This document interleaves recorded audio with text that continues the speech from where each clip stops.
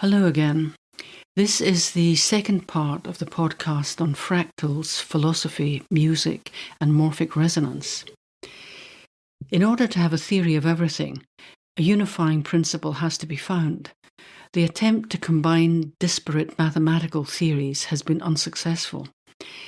The most universal phenomena are electromagnetism and motion, which produce structure and shape. The fact that electromagnetism is described as self-propelled transverse waves in motion provides the foundation of resonance phenomena. The mechanics of resonance is best described by analogy with acoustics and music. I do not think it is fortuitous that Schopenhauer, who had many great metaphysical insights, should have described music as the one direct access we have to reality in itself, rather than as mere representation. For example, one of the many characteristics of wave phenomena is interference, or superposition, which result in distinct patterns. A parallel would be contrapuntal music of Bach, where usually 4 different voices and instruments combine, or a symphony orchestra where many different instruments combine, strings, woodwind, percussion, brass, etc. Resonance can produce amplification, vibration, and harmonics by adjusting frequencies. The human ear is tuned to differentiate frequency, rhythm, timbre, tone, pitch, etc. Those with perfect pitch can reproduce something they have heard exactly. Others can recognize the voice on the phone from a couple of words. If deciphering non-visual disturbances in the air is commonplace, then why not non-visual disturbances in the electromagnetic field? After all, we are surrounded by air and the visible and non-visible spectrum of electromagnetic radiation. When I look at the stars, light is bringing me information from the past.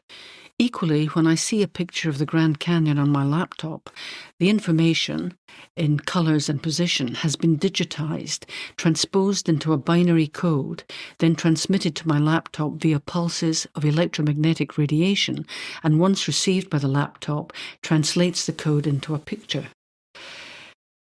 A radio and other devices have tuners that resonate and amplify a specific frequency and ignore the other frequencies. For a fuller description of the mechanics of transmitters, tuners, and receivers, please see the book Understanding Telecommunication Networks by Andy Valdar, published by the Institution of Engineering and Technology. Here is how he describes the mechanics of early telephones. Quote, "The microphone used in a telephone handset is really an electroacoustic transducer, a device for converting acoustic energy to electrical energy. There are several types of transmitter used for telephones, for example, carbon, granule, electrodynamic, and electret. Each performs the conversion of acoustic or vibration energy to electrical energy in different ways.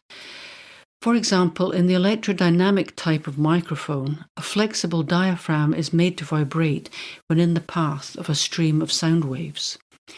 The diaphragm's movements are transferred to a coil of wire in the presence of a magnetic field, thus inducing a current in the coil through a phenomenon known as electromagnetic induction. This varying electric signal has a voltage pattern that is a replica of the sound wave pattern impinging on the microphone, i.e., it is an analog signal. The telephone receiver, the earpiece, is also an electric acoustic transducer, but works in the opposite direction to the microphone. For example, with an electrodynamic device at the receiving end of the circuit, the analog electrical signal is passed through a coil attached to an electromagnet, which is attached to a permanent magnet. The varying electrical signal in the coil induces a magnetic field to vary similarly, which reacts against the base field made by the permanent magnet, thus causing a diaphragm in the vicinity to vibrate in sympathy. In this way, the diaphragm generates a set of sound waves which are a reasonable reproduction of the original sound of the speaker." Close quote. The key point is that we are moving in a vast sea of electromagnetic radiation. Our eyes and ears tune into a range of frequencies and ostensibly ignore the rest. But what if unconsciously our brains are deciphering these other frequencies, just as so much other activity of the brain, such as regulating our various systems, digestive, muscular, respiratory, etc., without giving these systems a second thought? It also has to be borne in mind that neuroscientists admit that there are large sections of the brain whose functions are not known. What if, when I recall a memory of some lines of Shakespeare I heard 20 years ago, that the information was captured in an electromagnetic wave, and I can access this at any time by prompting the brain to tune in with some key words? For example, how did Hamlet's soliloquy on existence begin? Nor is it inconceivable that the electromagnetic radiation that was around 2,600 years ago has captured the information of that time, and that it is accessible to us now. Equally, as electromagnetic radiation moves from one place to another, it can influence the behaviour of the people in different regions. One only has to read The Golden Bough by Fraser, who catalogues rituals, including the rites of spring, practiced in a similar way by many tribes across the globe, to consider this a plausible explanation. Keep in mind that the electromagnetic radiation, from ultraviolet waves through the visible spectrum to radio waves, travel at 3 × 10⁸ kilometers per second, and can circumnavigate the globe 7.5 times in 1 second. Turning to Rupert Sheldrake's hypothesis of morphic resonance, he states on his website, quote, "Morphogenetic fields are not fixed forever, but evolve. How are these fields inherited? I propose that they are transmitted from past members of the species through a kind of non-local resonance called morphic resonance." Close quote. I think the non-local reference is incorrect and based on accepting the flawed reasoning of the Copenhagen interpretation of quantum mechanics. This is covered in the podcast on magic particles. If instead it is accepted the electromagnetic radiation is continuous, then there are an infinite number of frequencies within finite parameters. Each species, if not each individual, has an ability to home into the frequencies specific to them. Each frequency will accumulate more information and evolve.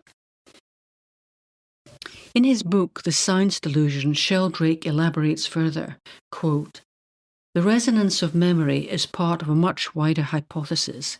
The hypothesis of morphic resonance proposes resonance across space and time of vibratory activity in all self-organizing systems. Morphic resonance underlies habits of crystallization and protein folding, and the inheritance of morphogenetic fields and of patterns of instinctive behaviors. It plays an essential role in the transfer of learning and provides a new way of looking at all 5 basic types of memory: habituation, sensitization, behavioral memory, recognition, and recalling." Close quote. Sheldrake uses the analogy of holograms created by capturing interference patterns of light. Holograms are a type of fractal, as part of the hologram can still produce the 3D image of the whole. He also points out the connection with David Bohm's implicate and explicate order. Quote, "According to Bohm, the observable or manifest world is the explicate or unfolded order, which emerges from the implicate or enfolded order. Bohm thought that the implicate order contains a kind of memory. What happens in one place is introjected or injected into the implicate order, which is potentially present everywhere. Thereafter, when the implicate order unfolds into the explicate order, this memory affects what happens, giving the process very similar properties to morphic resonance." Close quote. I believe David Bohm illustrated his theory by adding some drops of dark ink to an opaque solution of glycerine in a cylinder, which, when rotated in one direction, made the ink drops disappear, but when the rotation was reversed, the ink drops reappear in the same shape. Sheldrake's hypothesis of morphic resonance is supported by a fractal universe. That is, that the clear fractal patterns in biology and geology have to be articulated in quantum and cosmological physics to form an integrated whole. From that, it should become clearer that the resonance in terms of shape, pattern, and motion, especially the motion of electromagnetic radiation, which includes reflection, is what I believe produces awareness. Thank you for listening.